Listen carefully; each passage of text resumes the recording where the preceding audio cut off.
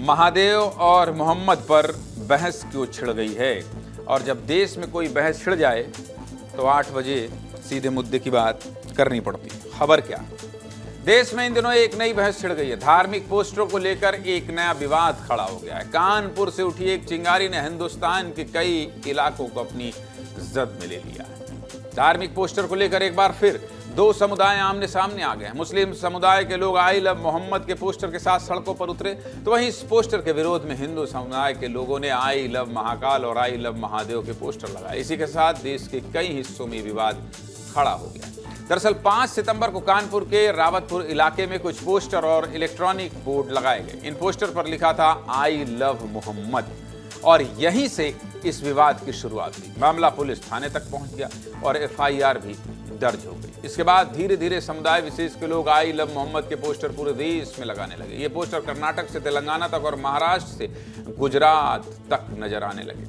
आप ये 4 तस्वीरें देखिए। हैदराबाद में हजारों लोग आई लव मोहम्मद के पोस्टर के साथ सड़कों पर उतर गए और इन प्रदर्शनकारियों की पुलिस के साथ झड़प भी हुई।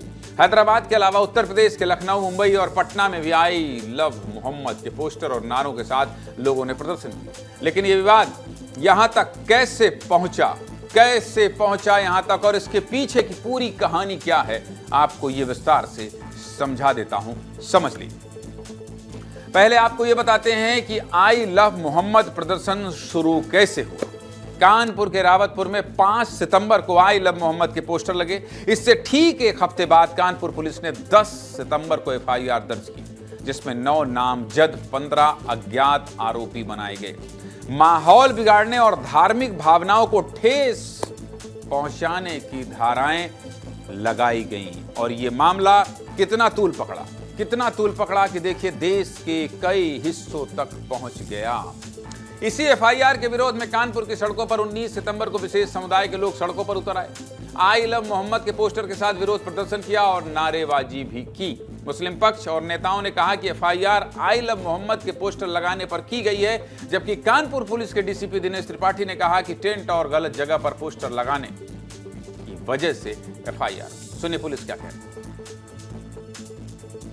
मोहल्ले के कुछ लोगों द्वारा परंपरागत स्थान से अलग स्थान पर हट करके एक टेंट लगा दिया तथा उस पर आई लव मोहम्मद का एक बैनर लगा दिया गया, जिसका एक पक्ष के द्वारा विरोध किया गया। रावतपुर थाने की पुलिस जब पहुंची तो टेंट लगाने वालों के द्वारा भी पुलिस के सामने विरोध किया गया। बाद में दोनों पक्षों की सहमति से टेंट व आई लव मोहम्मद का बैनर परंपरागत स्थान पर लगवा दिया गया था। डीसीपी साहब की बात तो आपने सुन ली, लेकिन मुस्लिम पक्ष से जुड़े लोग और नेता बार बार ये आरोप लगाते रहे कि एफआईआर आई लव मोहम्मद के पोस्टर को लेकर ही हुई। सुनिए इस पूरे मामले पर मुस्लिम पक्ष का क्या कहना है।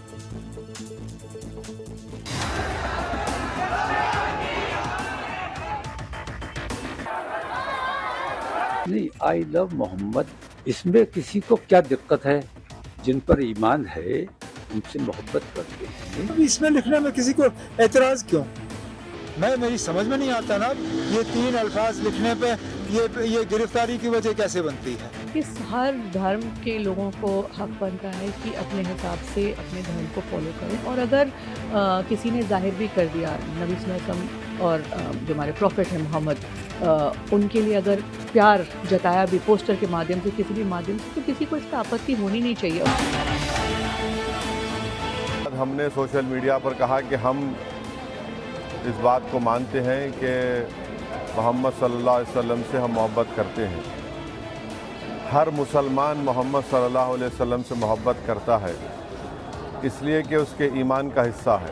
ये कोई ऐसी चीज़ नहीं थी कि जो इलीगल हो या कोई क्राइम हुआ हो। खाली बैनर लगाने पे एफआईआर होती है क्या?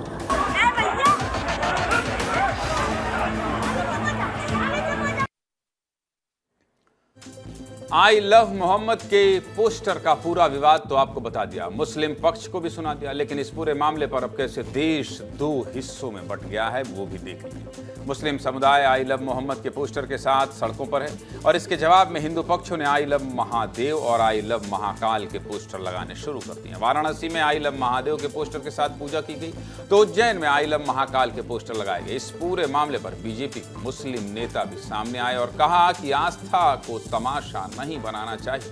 वहीं साधु संतों ने भी इस विवाद को लेकर बयान दिए हैं। ये रिपोर्ट आपको देखना चाहिए।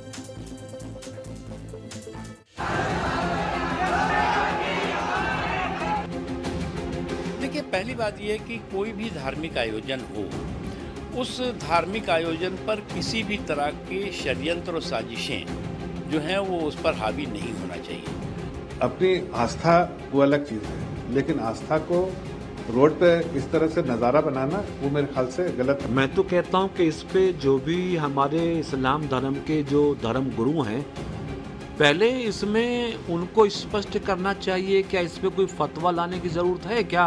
मैं सनातनियों से विनम्र निवेदन करना चाहूँगा कि आप भी पूरे गर्व के साथ और पूरे गौरव के साथ कहें I love Mahakal, I love Shri Ram, I love Shri Krishna.